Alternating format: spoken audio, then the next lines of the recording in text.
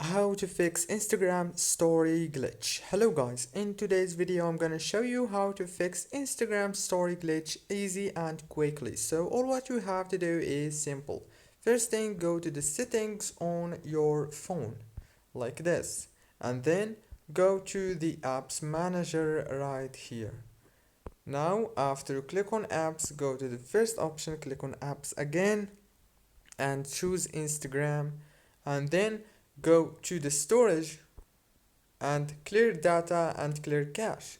Go back and now click here on this force stop option, and now all what you have to do is go back to your home screen and go to the Play Store to check if you need to update your Instagram. Click on Play Store and now search for Instagram on Play Store.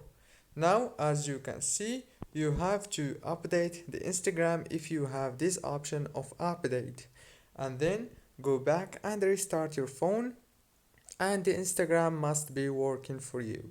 Don't forget to like, subscribe. Thank you for watching until the end.